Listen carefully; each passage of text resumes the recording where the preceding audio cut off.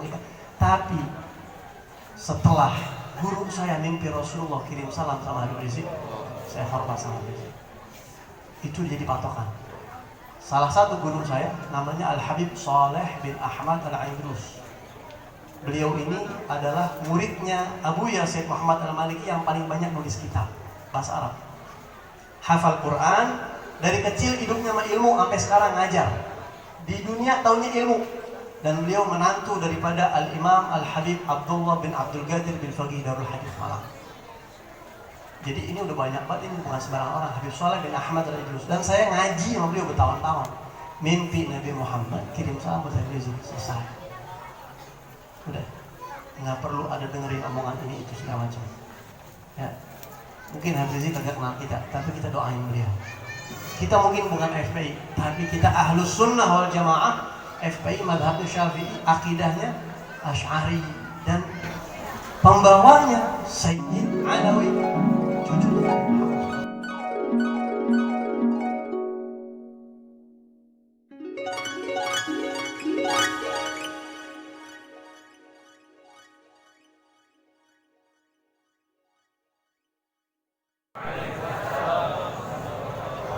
Alhamdulillahi Rabbil Alamin wa bihi nasta'in ala umuri dunya wad din. Allahumma salli wa sallim ala sayyidina wa maulana Muhammadin sahibil bushra salatan tubashshiruna biha wa ahlana wa awladana wa jami'a mashayikhina wa mu'allimina wa talabatana wa talibatina min yawmina hadha ila yawmil akhirah. Amma ba'du, faqala 'azza min qa'il في محكم تنزيله وهو أصدق القائلين وما أرسلناك إلا رحمة للعالمين.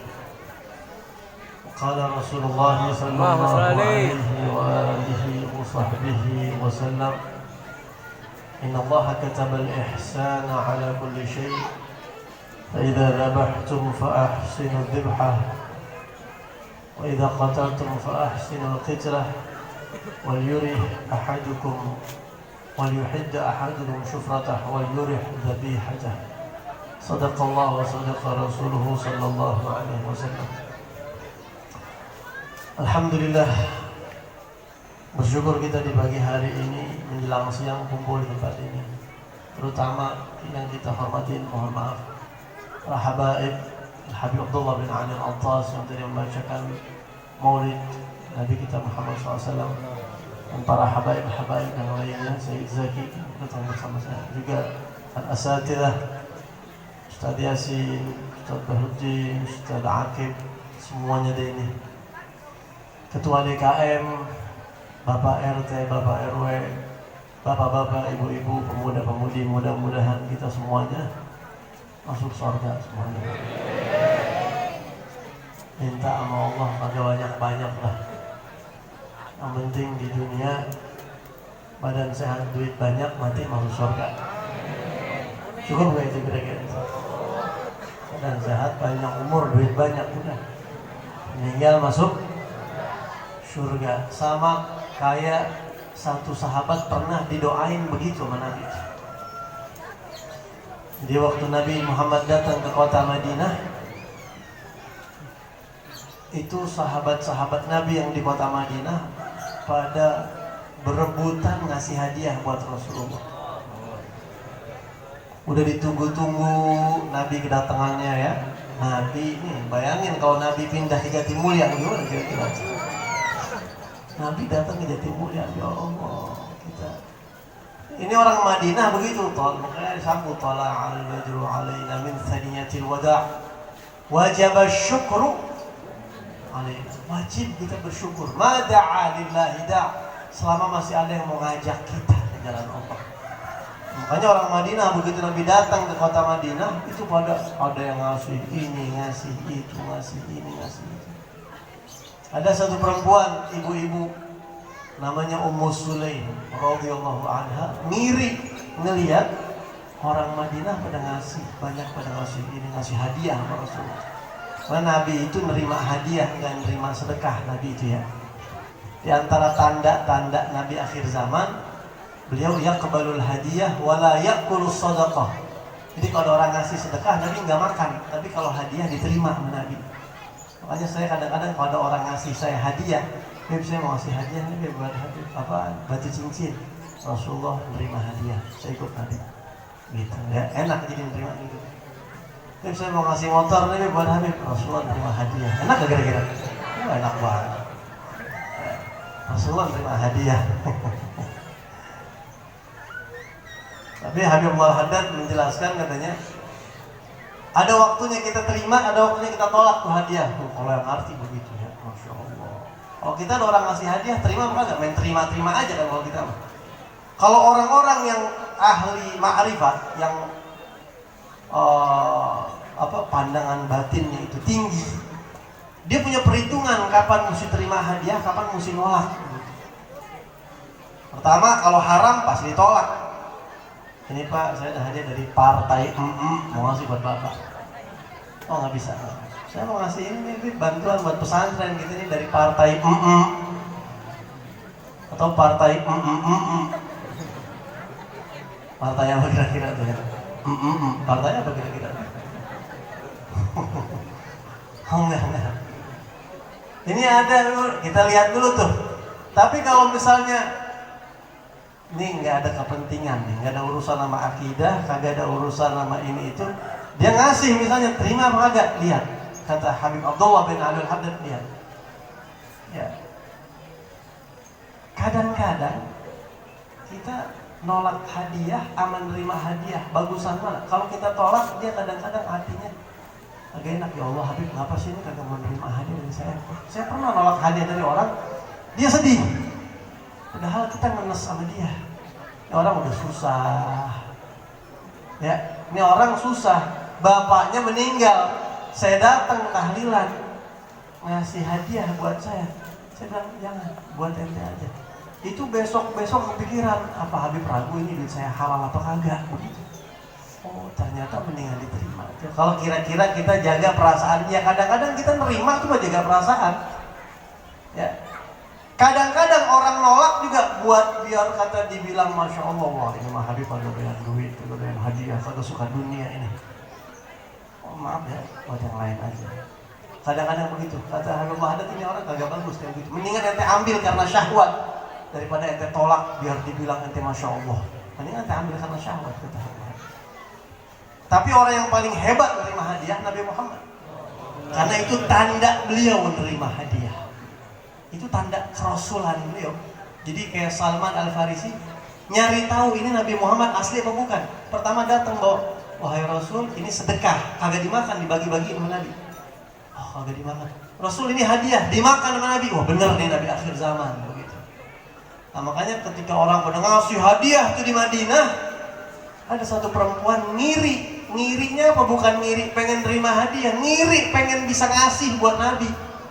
Enak banget orang pada punya banda bisa ngasih buat Nabi. Saya punya apa? Saya kagak punya apa-apa. Akhirnya dia datang ke Rasulullah dan dia bilang, ya Rasulullah, saya ngiri punya orang Madinah pada ngasih ini ngasih itu. Saya juga pengen ngasih sesuatu buat Nabi. Cuma saya kagak punya apa-apaan. Saya cuma 2 doang banda saya, anak saya 2 anak laki saya. Yang paling gede saya kasih itu buat Nabi Muhammad SAW. Dia kasih anaknya. Dia punya cuma anak doang. Yang kecil biar sama saya, yang gede terserah Rasulullah nih bocah mau diapain. Ini saya hibahin, ibarat barang saya hadiahin, saya hibahin buat Nabi. Siapa namanya? Beliau adalah Sayyidina Anas bin Malik. Umurnya 10 tahun waktu itu. Umurnya 10 tahun. Udah biarin pokoknya dia ngabdi sama Nabi. Suruh dia, ya Rasulullah mau diapain kek saya serahin sama Nabi.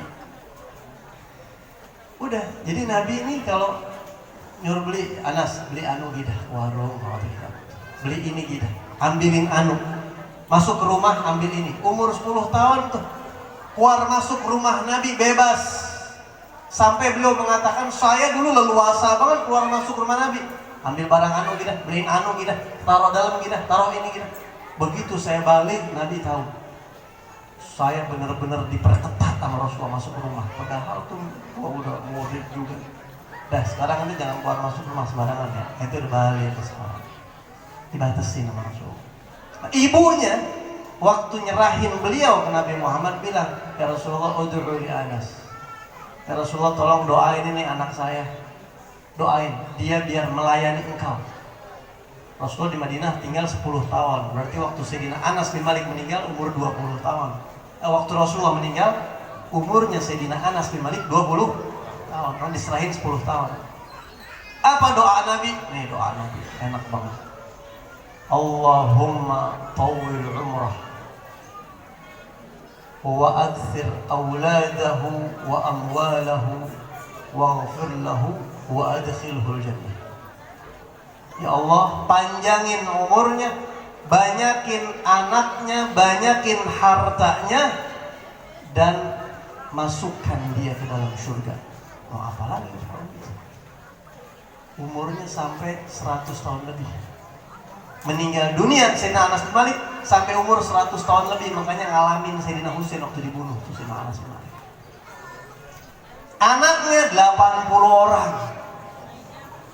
Bukan satu bini yang jelas. 80 orang. Dan beliau salah satu orang terkaya sekota Madinah di zamannya. Kebun kormanya paling subur punya beliau. Berkat doa Nabi Muhammad, orang sedunia di kebun korma panen setahun sekali. Korma itu panennya setahun sekali. Tapi Sayyidina Anas bin Malik setahun 2 kali. Nggak ada itu korma setahun 2 kali. Cuma dia doang. Karena didoain sama Nabi. Kalau di mana-mana lagi kagak hujan lama, itu hujan cuma turun di batas kebunnya Sayyidina Anas bin Malik. Di situ doang udah hujan. Cuma buat ngairin supaya doa Nabi itu benar-benar terrealisasi.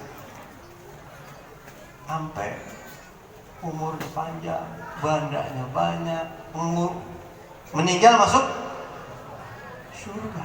Segitunya Sayyidina Anas bin Malik pernah ngomong begini sama Rasulullah, ya Rasulullah, la tansani min syafa'atika yaumal qiyamah. Ini waktu masih hidup Nabi Muhammad, waktu beliau masih muda, ngomong, ya Rasulullah, nanti hari kiamat saya mau minta jangan lupain saya ya, saya minta syafaatmu ya Rasulullah. Ini ngabdi menabi 10 tahun masih takut kagak dapet syafaat. Kalau kita kan kadang-kadang udah pede dulu, tenang aja Ahmad Nabi gitu kan. Ahmad Nabi itu dapet syafaat. Nah itu Nabi nggak nolongin kita. Kan begitu kita kadang-kadang ya. Ini masih takut ya Rasulullah, saya minta hari kiamat. Kan orang banyak banget yang pengen ketemu sama Nabi. 212 lihat. Semua orang bisa ketemu Habib Rizik. Kagak. Ngelihat juga nggak semua kelihatan. Itu baru berapa juta? 13 juta orang. Kiamat bagaimana itu kira-kira? Saya takut nggak bisa ketemu Rasul. Ini 10 tahun ngurusin Nabi, ngabdi sama Nabi, takut nggak bisa ketemu sama Nabi. Saya minta syafaatnya ya Rasul. Kata Rasulullah, ana fa'ilun insyaallah. Ana fa'ilun insyaallah. Insyaallah ana lakukan. Insyaallah ente dapat syafaat ana. Insyaallah ente anak kasih syafaat. Terus Sayyidina Anas nanya lagi, ya Rasulullah, kira-kira kalau hari kiamat saya mau cari engkau di mana? Saya mau cari Rasul di mana? Kira-kira saya mau hari kiamat saya mau cari Nabi, mau ketemu. Di mana engkau adanya? Kata Rasulullah, utlubni fi hadhihi thalath al-mawatin. Kamu cari aku di 3 tempat. Aku akan standby. La ukhti'u hadhihi thalath al-mawatin. Saya akan selalu ada di 3 tempat itu ngurusin umat saya. Yang pertama, di mana ya Rasulullah? Yang pertama indal mizan. Waktu ditimbang amal. Di situ umat bakal sering ketemu Nabi di situ. Jadi kalau di padang mahsyar nggak ketemu Rasulullah, kita habis padang mahsyar kemana ini? Timbangan amal. Ditimbang hatu-hatu amal kita. Ini pernah saya terangin ini sebenarnya. Ya, kalau masih pada ingat tahun-tahun kemarin saya pernah terangin. Dan kita bakal dipanggil nanti hari kiamat. Begitu kita maju, ditimbang amal kita. Kalau ternyata pas lagi ditimbang kita ngelihat ada Nabi Muhammad di situ, udah tenang, duduk manis sudah. Begitu ditimbang, Rasulullah, tenang. Timbang amalnya malaikat, ditimbang amalnya. Kalau kata banyakan pahlanya udah aman. Di depan Nabi kita disaksiin. Kalau ternyata banyakan dosa, Nabi diem nggak kira-kira? Nggak diem Nabi. Ngelihat umatnya banyakan dosa sama pahala. Wahasya ya Rasulullah tarda wa fina man yu'adzabu aw yusa'u. Tidak mungkin Rasulullah engkau ridho kita disiksa, nggak mungkin. Nabi diam, nggak mungkin. Pasti Nabi tolongin. Fulan bin Fulan maju ditimbang, ada Nabi Muhammad aman. Fulan bin Fulan begitu dia ada Nabi Muhammad aman. Tapi yang kita takutin begitu waktunya kita ditimbang, Nabi udah kagak ada di situ. Nabi nggak ada di situ. Rasulullah mana? Nggak ada, udah pergi Rasulullah. Udah pergi Rasulullahnya. Wah, bahaya itu. Tapi ada amalan. Kalau kita amalin ini, Rasulullah bakal nungguin timbangan kita. Ya. Jadi kalau kita selalu ngerjain ini di dunia, waktu kita ditimbang kata Nabi, dia bakal saya datengin timbangannya. Dan kalau dia kagak selamat, dia banyakkan dosa, saya kasih syafaat di situ. Apa tuh amalan? Ini dari Nabi Muhammad SAW. Man qadha li akhihi hajah waqaftu 'inda mizanihi fa in rajaha wa illa syafa'tu lah. Siapa orang yang suka ngabulin hajat orang di dunia. Ngabulin hajat orang di dunia. Tadi nih acara saya hampir kagak datang nih hadirin. Saya hampir kagak datang. Beliau telepon tadi. Beb, ini yang ceramah antum, Beb. Tolong begini. Ya Allah, ngabulin hajat orang, dan mudah-mudahan Nabi tongkrongin timbangan saya nanti di hari kiamat. Saya datang. Minta tolong ya, ntar begini. Saya datang. Kabulin tuh hajat orang, kata apa aja. Apaan aja hajat orang yang kita kabulin. Kata Nabi, orang yang suka kayak gitu di dunia, nanti di hari kiamat begitu ditimbang amalnya, banyakkan dosanya, saya tolongin dia di situ. Kabulin hajat orang. Itu ditimbang kita di situ. Yang kedua, Nabi di mana? Di Sirat, di jembatan Inda Sirat, di jembatan Sirat. Di situ Nabi ditanya sama sahabat, ya Rasulullah, kaifa ta'rifu ummataka min bainil umam yaumil qiyamah? Ya Rasulullah, kan umat banyak hari kiamat. Bagaimana kamu bisa membedakan yang mana umat kamu, yang mana yang bukan? Kata Rasulullah, ummati yud'auna yaumil qiyamati ghurran muhajjalina min atharil wudu. Saya bisa bedain, umat saya itu punya ciri khas hari kiamat. Mereka mukanya terang, kaki tangannya terang, bercahaya, bekas wudhu. Itu umat saya nanti hari kiamat. Ya. Buat yang suka wudhu, makanya kalau mau selamat, kalau mau keciri sama Nabi, jangan tinggalin sholat 5 waktu, jangan tinggalin. Orang yang tinggalin sholat 5 waktu, dalam riwayat dikatakan bari'at min hudhimmatu Muhammad, lepas tanggungan Rasulullah. Bisa lepas, bisa kagak kebaca, kagak kedeteksi sama Nabi. Kalau kita masih sholat 5 waktu, itu wudhu, kita usap muka, tangan. Selama kita masih wudhu, insya Allah kecil sama Nabi umat saya. Nah, kalau yang agak wudhu bagaimana? Yang agak wudhu bagaimana? Atau wudhunya cuma Jumatan doang? Wudhunya Jumatan sama Lebaran doang? Ada gak tuh cahaya kira-kira 2,5 watt? Itu juga mati, nyemplung ke mata, bisa begitu ntar mati cahayanya, kayak neon mau mati gitu, ntar mati ntar hidup, redet ya. Kayak jaga wudhu, jaga. Ini wudhu ini cahaya nanti di hari kiamat. Nabi nyiriin kita dari bekas wudhu kita tuh. Ya Rasulullah, saya umat kamu kelihatan nggak pakai ente, maju, ente masuk surga, ente surga, enak banget Nabi tinggal nunjuk begitu. Ya, biar kata nyemplung ke neraka juga bekas wudhunya kan kagak hilang. Insya Allah maka ada orang wudhu mah nggak bakal ke neraka. Orang ada cahayanya. Yang penting wudhunya bener. Ini wudhu doang, ngaji kagak. Malaikat, saya kan wudhu tiap hari. Oh ini gelap banget ini saya. Wudhu lu kagak jelas itu. Lu kagak ngerti wudhu yang bener bagaimana. Makanya nggak cukup wudhu doang, sholat doang. Ngerti caranya. Gimana tuh wudhu yang bener? Sholat yang bener. Jadi biar kata umat saya, Allah nikmat umat saya. Itu paling enak kita jadi umat Nabi, udah tadi kata Ustaz Farud. Itu paling enak udah jadi umat Nabi Muhammad.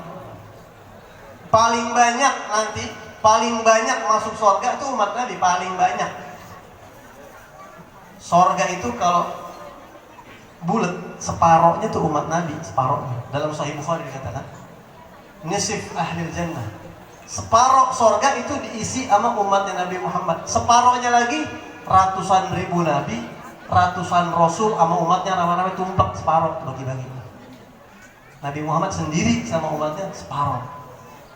Thullatun minal awwalin wa thullatun minal akhirin. Paling banyak tuh surga nanti umatnya Nabi Muhammad SAW, paling banyak.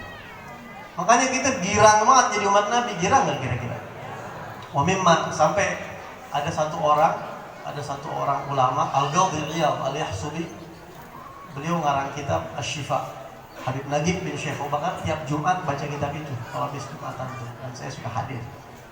Itu kitab Asy-Syifa yang nulis namanya Al-Qadhi Iyad Al-Yahsubi radhiyallahu anhu, mazhabnya Maliki, makamnya di Maroko, di Maghrib.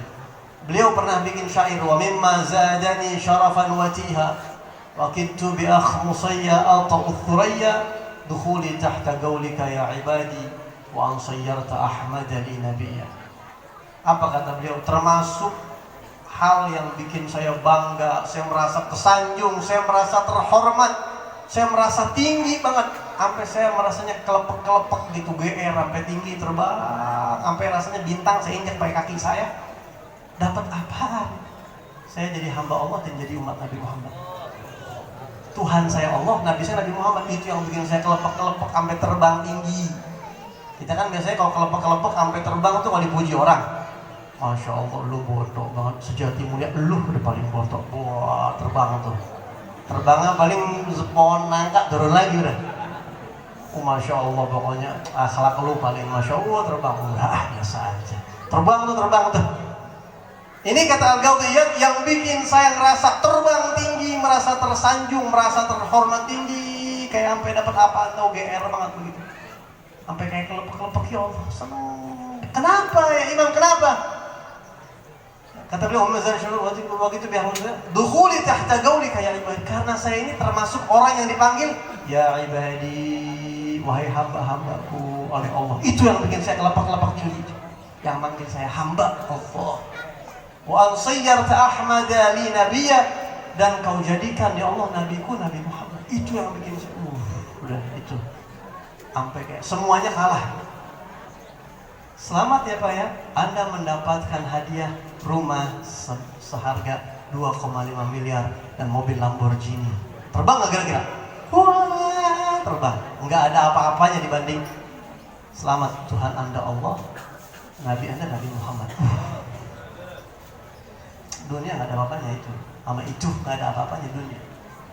Tanya sama orang-orang yang pada pamer harta, yang katanya punya pesawat jet pribadi, bukan mobil pribadi lagi, jet pribadi.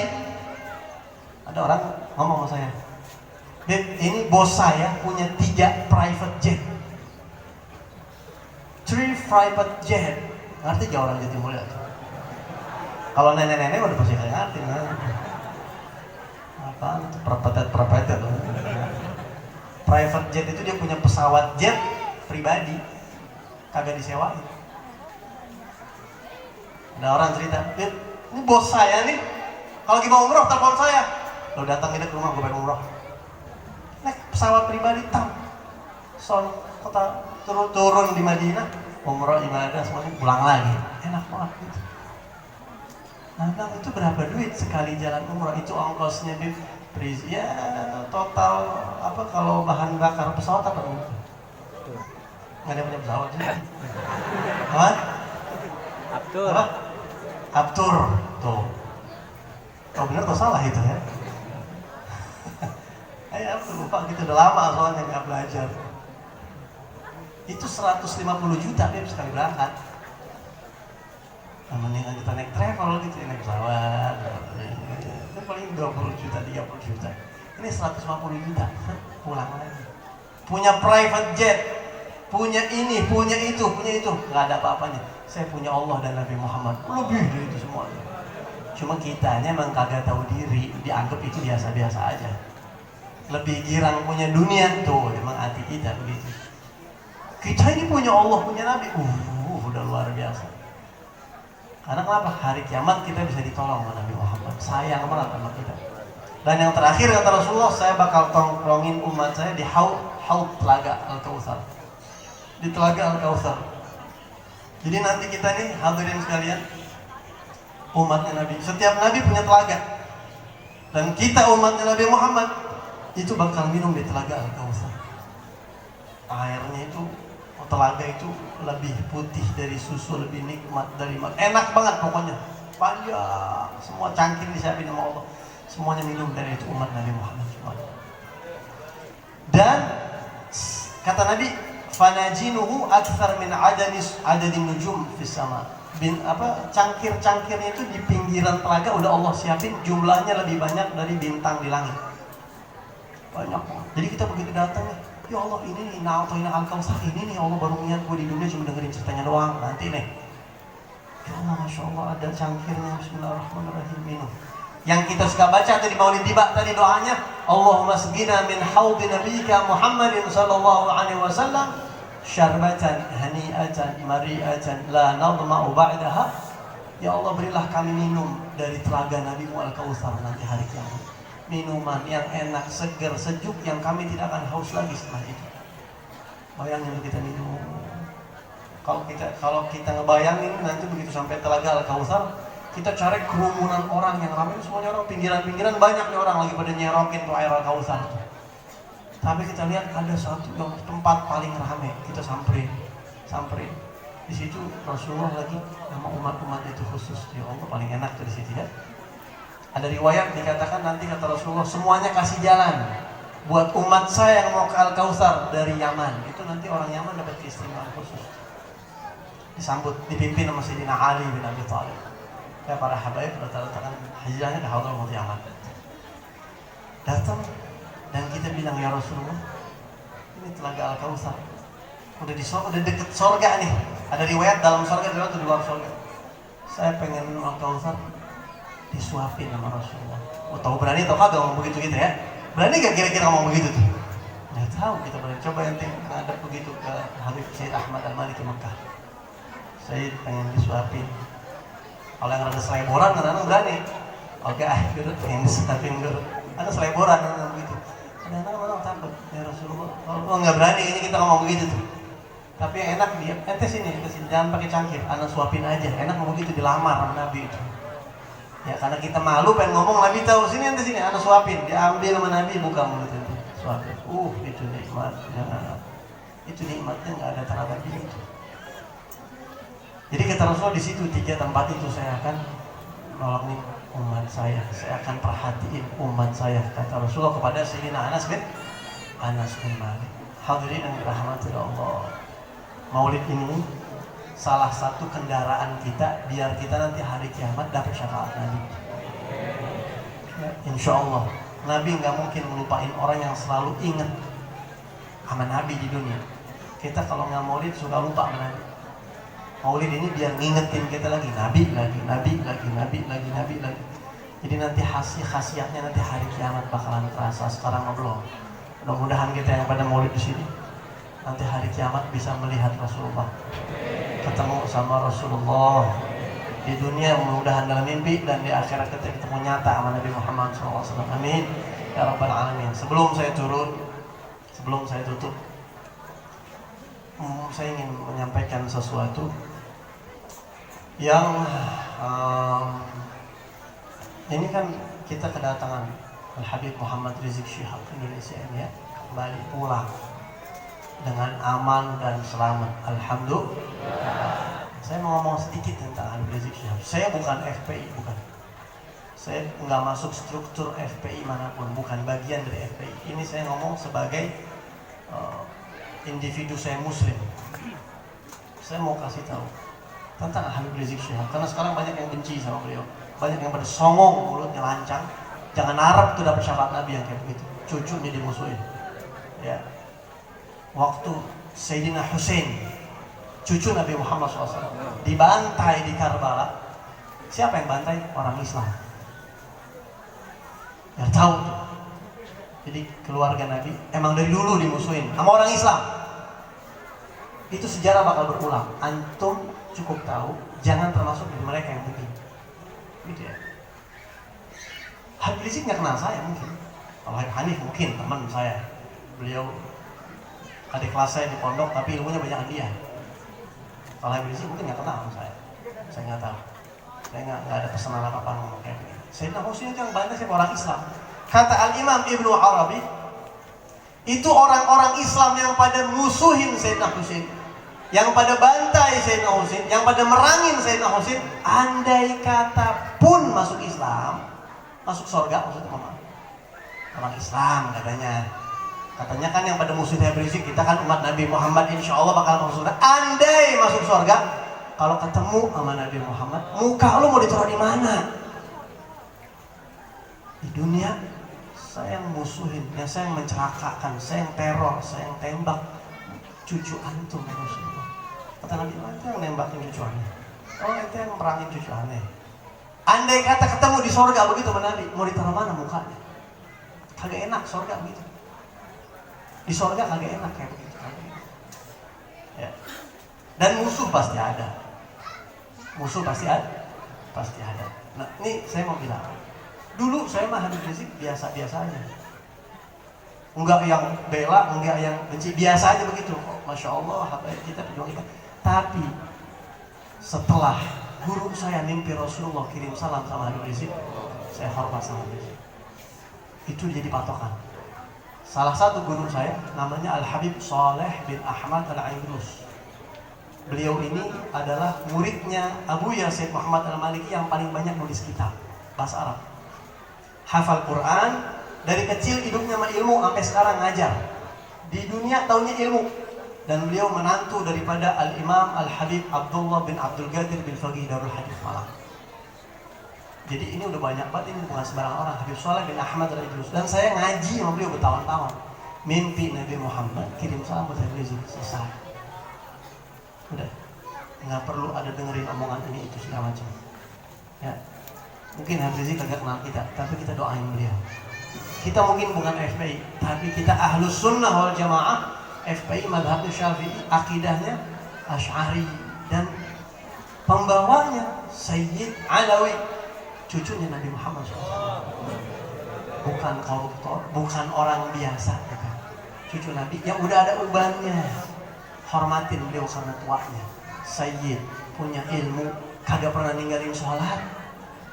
Terus nanti mau ikut-ikutan musuhin beliau. Belangsak dunia akhirat. Saya nggak ada kepentingan apa-apa, saya murni, mudah-mudahan ini dari hati saya buat dia. Dan beliau nggak tahu, anak ngomong kayak begini. Ini murni dari anak buat nyelamatin orang-orang sekitar kita. Kata Nabi, akhir zaman itu alaika bi khawsati nafsi. Orang-orang sekitar kita selamatin. Nggak bisa kita nyelamatin Indonesia, nggak bisa. Ini malah sekitar kita dekat-dekat jamaah, tetangga, murid, kerabat. Hati-hati, jaga hati kepada.